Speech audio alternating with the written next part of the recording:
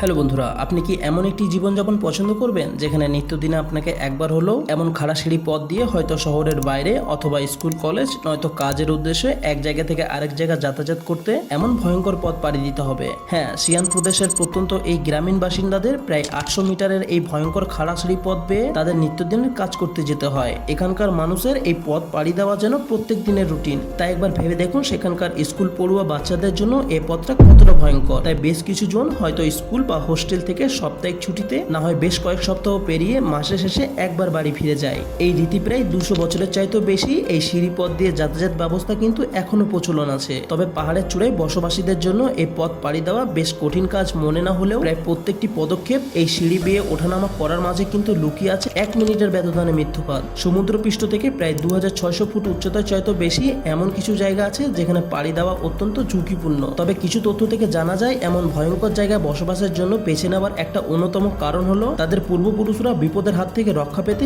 অথবা শত্রুদের আক্রমণ থেকে বাঁচতেই তারা এমন ভয়ঙ্কর পাহাড়ের উপরেই বসবাসের জন্য জমি বেছে নিয়েছিল। আর সেই থেকেই তারা কখনোই তাদের পূর্বপুরুষদের ঐতিহ্য ত্যাগ করে অতি সাধারণ জায়গায় বসবাস করার জন্য এমন কথা মাথায় আনা অথবা চিন্তা করাও যেন তারা একবার হলো ভাবেনি। সেখানকার বাসিন্দাদের তেমন ভালো কোনো সুযোগ সুবিধা না থাকার কারণে তারা কিন্তু বেশ কিছু গবাদি পশুপালনের সাথে সাথে আলু, ভুট্টা এমন অনেক কিছু চাষ করে। তবে তারা যেটুকুই ফসল ফলায় সেইটুকুই তারা যদি বাজারজাত করার জন্য সেই কথাই মাথায় আনে তবে সেটা কিন্তু তাদের হয়ে ওঠে না। কারণ এমন খারাপ পথ দিয়ে নিজের ভারসাম্য বজায় রেখে হাঁটাচলা করাটাই যেখানে এমন কঠিন কাজ, সেখানে তাদের পিঠে আরো একটি বোঝা মাথায় করে বয়ে আনাটা যেন প্রায় অসম্ভব বলা চলে। তবে সবকিছু নিয়েই এমন কঠিন পরিস্থিতির মাঝেও কিন্তু তাদের বেঁচে থাকতে হয়। যাই হোক, সৃষ্টিকর্তা তাদের তুলনায় যদি আপনাকে একটি সুন্দর জীবন দিয়েছে তার জন্য ভগবানের কাছে কিন্তু আপনাকে কৃতজ্ঞতা জারি করা দরকার। দেখা হচ্ছে আগামী এপিসোডে। ততক্ষণ পর্যন্ত ভালো থাকবেন।